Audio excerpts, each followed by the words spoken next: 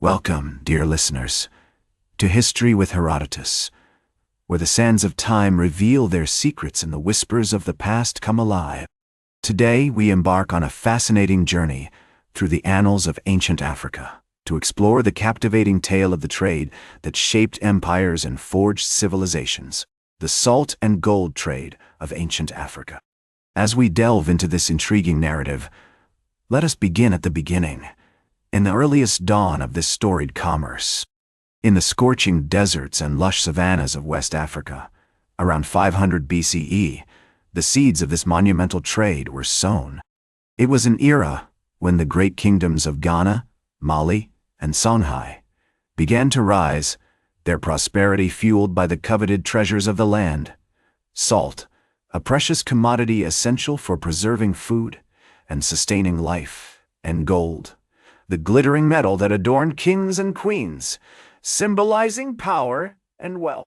The Kingdom of Ghana, in particular, played a significant role in the early development of this trade, with its capital city, Kumbi-Saleh, serving as a major hub for the exchange of goods. As we explore the earliest history of this ancient commerce, it becomes clear that the salt and gold trade was not simply a matter of economic exchange, but also involved cultural and social interactions between different civilizations. The trade facilitated the spread of ideas, technologies, and innovations across vast distances, shaping the course of human history in profound ways. For instance, the introduction of ironworking techniques from North Africa to West Africa during this period had a significant impact on the development of agriculture and warfare in the region. The Berber tribes of North Africa also played a crucial role in the development of this trade. As skilled traders and navigators, they facilitated the exchange of goods between the Mediterranean coast and Sub-Saharan Africa. The Berbers' knowledge of the desert terrain and their ability to navigate the treacherous dunes enabled them to establish trade routes that connected the kingdoms of West Africa with the wider world. One notable example is the trade route that linked the city of Timbuktu, in modern-day Mali, to the Mediterranean port city of Carthage, in modern-day Tunisia. The historical context of this period is marked by the rise of powerful kingdoms, such as Ghana, Mali, and Songhai, which would eventually become major players in the salt and gold trade. These kingdoms' relationships with neighboring regions, including the Mediterranean coast, were characterized by a complex web of alliances, rivalries, and trade agreements. For example, the Kingdom of Ghana formed an alliance with the Berber tribe of the Sanhaja, which allowed them to control the Trans-Saharan trade routes and monopolize the salt trade. Key figures, such as King Kaya Magan Sis of Ghana, played important roles in shaping the early history of this trade. His diplomatic efforts and strategic alliances helped to establish Ghana as a dominant force in the region, paving the way for the expansion of the salt and gold trade.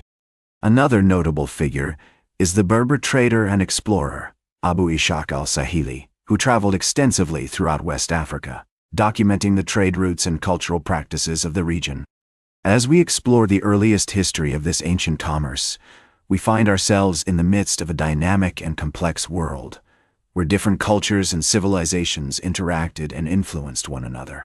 The salt and gold trade of ancient Africa was not just an economic phenomenon, but a cultural and social exchange that shaped the course of human history. And so, dear listeners, we have reached the threshold of this captivating tale, where the precursors of the salt and gold trade of ancient Africa have set the stage for a drama that would unfold over centuries. As we prepare to enter the next act of this story, we find ourselves on the cusp of a transformative era, one that would witness the emergence of legendary empires, the birth of new ideas, and the forging of an ancient commerce that would leave an indelible mark on the course of human history.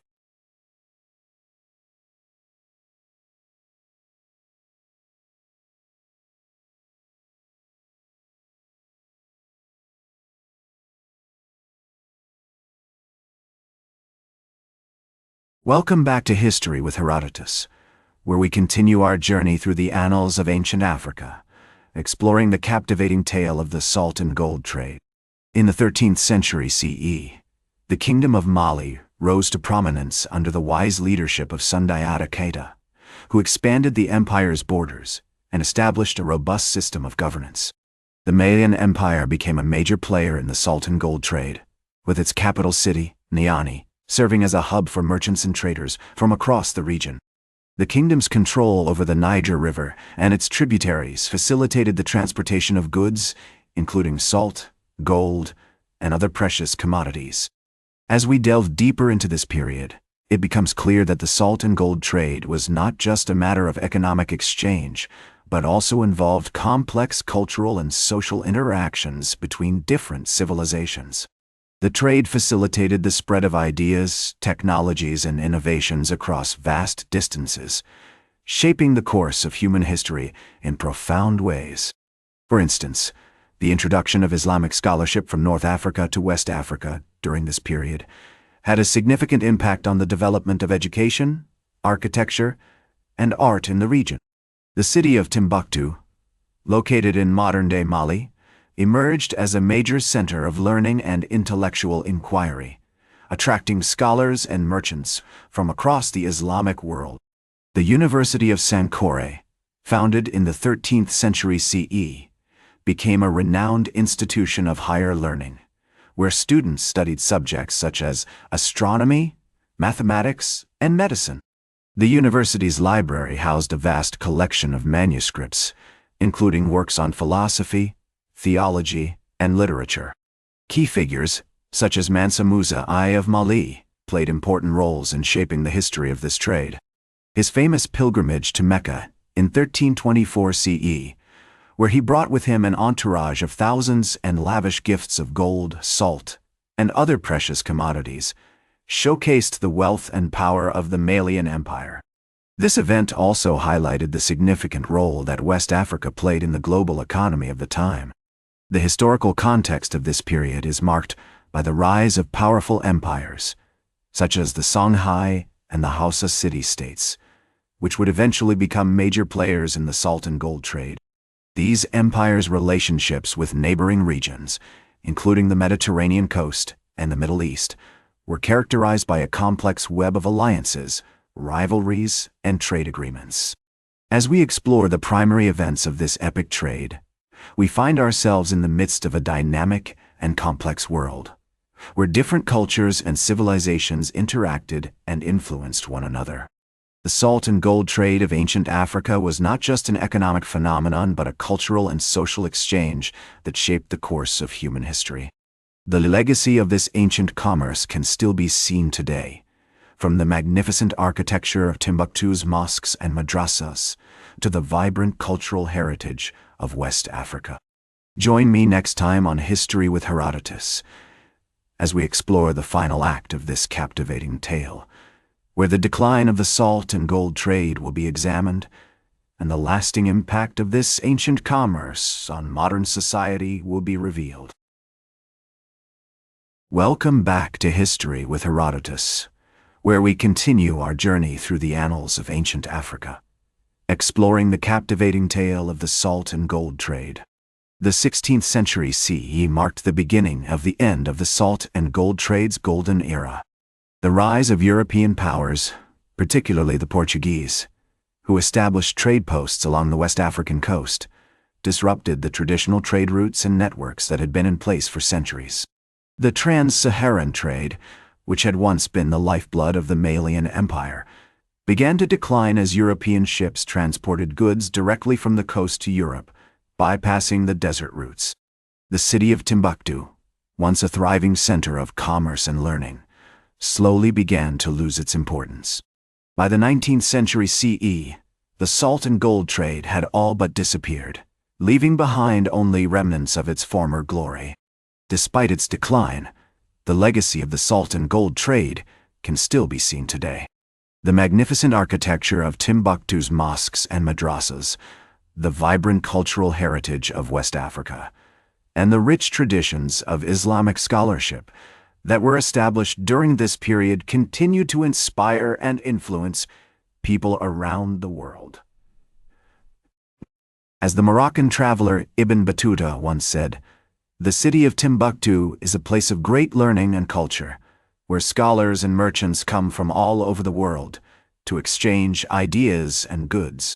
In modern times, efforts have been made to preserve and restore the cultural heritage of the salt and gold trade.